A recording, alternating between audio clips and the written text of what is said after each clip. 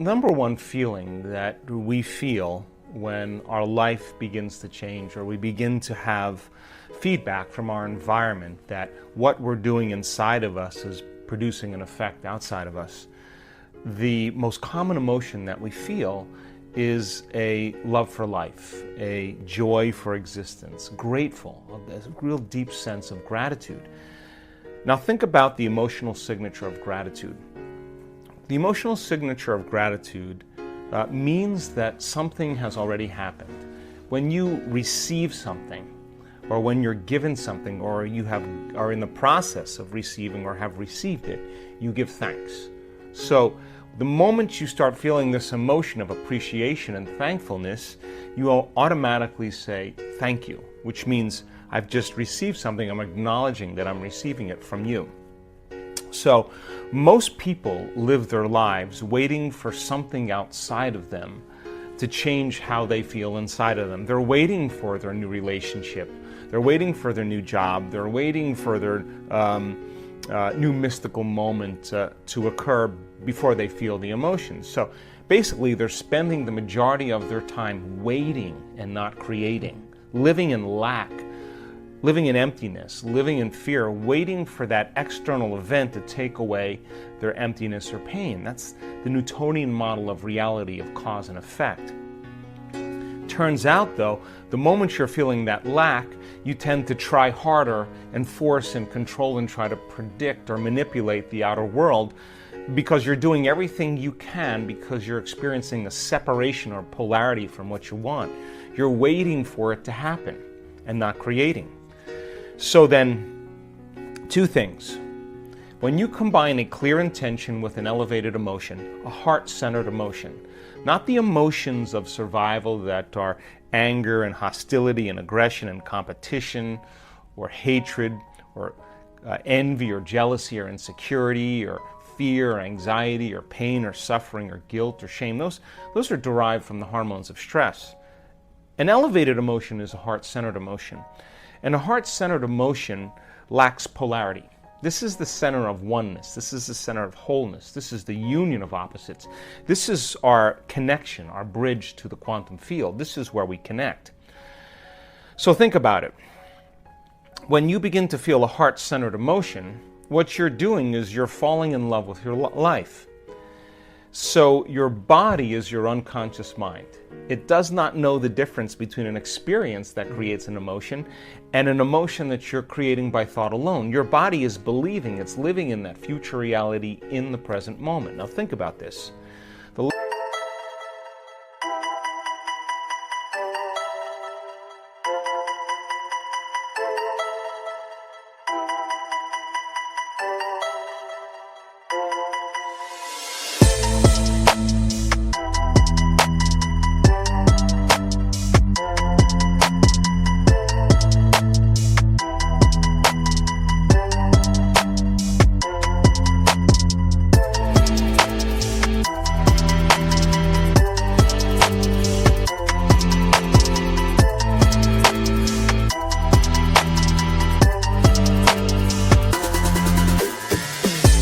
Latest research on genes says the environment signals the gene. Well, the end product of an experience in the environment is called an emotion. So when you begin to embrace the emotion ahead of the actual experience, you're signaling the gene ahead of the environment. And now you're beginning to instruct and select new genes that make new proteins. And proteins are responsible for the structure and function of your body. So you're literally becoming your dream. You're literally becoming it. So when you feel that emotion, you tend to be less interested in looking around outside of you of how it's going to happen.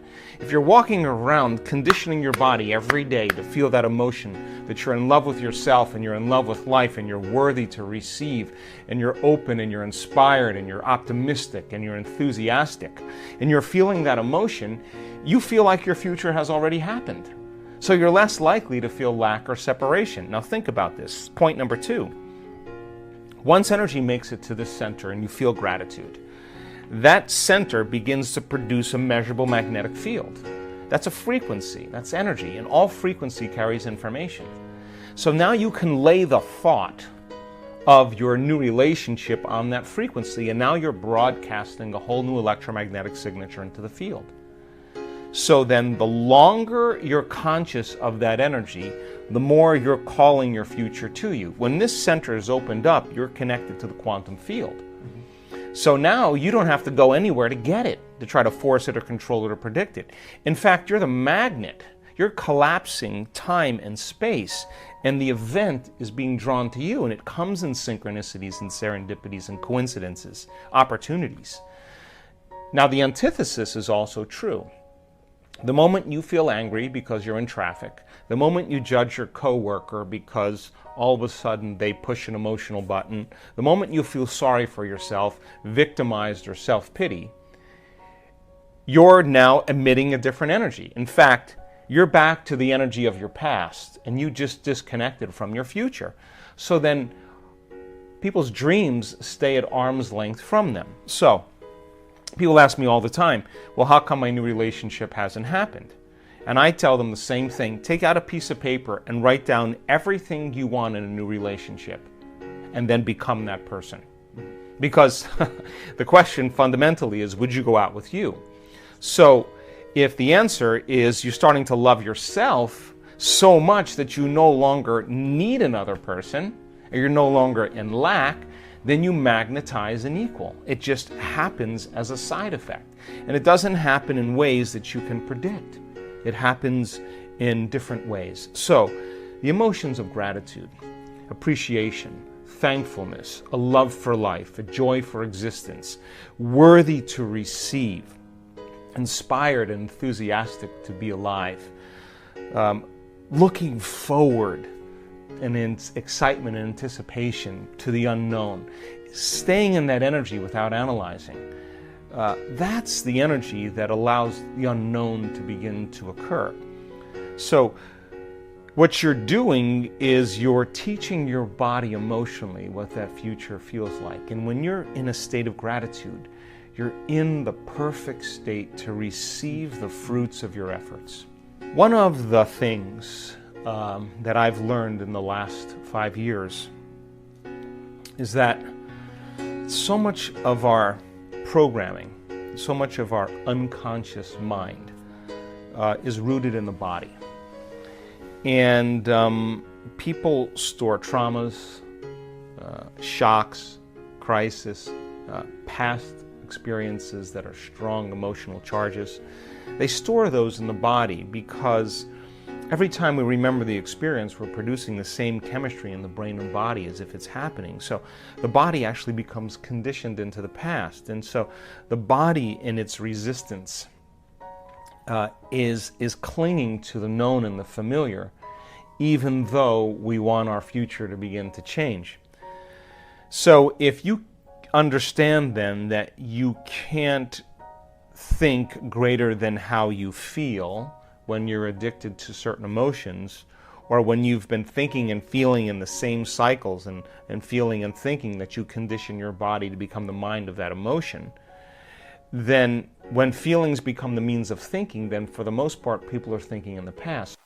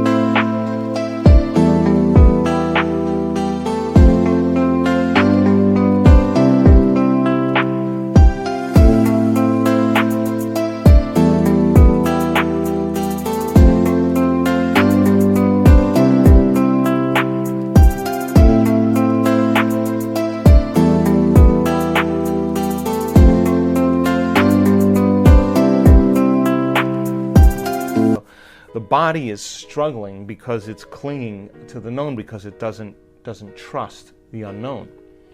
And so some people would rather hold on to their suffering or their pain than take a chance in possibility. There's nothing wrong with that. It's just becoming conscious of the process. And so when people begin to do this work, the first thing we teach them is about that elegant, generous present moment. And when you're truly in the present moment and you're totally focused, something amazing happens. You forget that you have a body. You forget about the people in your life. You forget about the things you own, your cell phone, your computer, your car, your home. You forget about where you're sitting, where you need to be, what place you have to go to, and you forget about time in and of itself. You take your attention off of time. And in that moment, you become pure consciousness. Now that is the elegant, generous present moment. And when you are truly in the present moment, that intelligence that lives within you and all around you is always present. It's always paying attention. And that's the moment there's an alignment between the subjective consciousness that's free-willed and the objective consciousness of the quantum field. You're looking right in the mirror. So then, in order for us to heal our bodies, we have to get beyond our bodies. In order for us to change some aspect of our identity or personality, we have to literally forget about ourselves. In order for us to change some problem or condition in our life, we have to forget about our present life and forget about the predictable future or the familiar past. And so you can only talk around this concept. But for a person who struggles with creating joy when they feel so much pain, and that they're working on trying to fake it until they make it, my advice is very simple. Work on getting beyond yourself. Now, there have been so many people in this work that have struggled and analyzed and tried to get beyond themselves and then tried to fake it and did all those things until they finally just followed the instructions and became nobody, no one, no thing, nowhere, and no time. Once you're that pure consciousness, the next question is, as consciousness, can you begin to put your attention on that field? Can you begin to pay attention to it? To begin to become aware of it, to become more aware of it, to experience it, to feel it, to stay connected to it moment after moment after moment. Now, just because you can't see something doesn't mean it doesn't exist. So as your consciousness begins to become aware of the consciousness of the quantum field, and you're experiencing less separation. Remember, separation is three-dimensional reality. My senses fool me into believing you're over there and I'm over here and there's time and space between us. Three-dimensional reality. But as you begin to become pure consciousness, you begin to experience less separation. As you begin to put your attention on that field and stay present with it, that infinite space, and tune into it, and begin to become more aware of greater degrees of oneness and wholeness. The signature of that unified field, that energy that is organizing everything material, is intelligent love. Wow, what a great video! I hope you enjoyed this amazing interview with Dr. Joe Dispenza. We are continuing with our daily practice of completing the inspiring quotes. You need to complete the quote with the words that are missing, and if you can do it first and give us the right answer, you're the daily winner. In the previous video we were looking for two words of Joe Dispenza's quote. The quote goes like this: nerve cells that fire together, and the correct answer is wire together. So, nerve cells that fire together, wire together. Congratulations to everyone with the correct answer. We only had few wrong answers. Since I know you love Joe Dispenza, today's quote is also from Joe Dispenza. We are looking for two words. So the quote goes like this: when you get uncomfortable in the place of the unknown, that's where the... Write your answers in the comments below the video and tell me if you love this video and our new way of ending the videos. If you like this video, give your thumbs up and share it with your friends. Help me make this video more popular by sharing it. Even if you're not sure what the correct answer is, try and guess. The first one with the correct answer is the winner. So don't forget to subscribe and hit that bell button and don't miss any of the new videos and new challenges. If you really like what we do here and want to support us, you can join our channel and our community for a symbolic fee and gain many other additional features. You can do that by clicking the join button next to the subscribe button, or you can click on the link in the description of this video. Stay good and have a great day!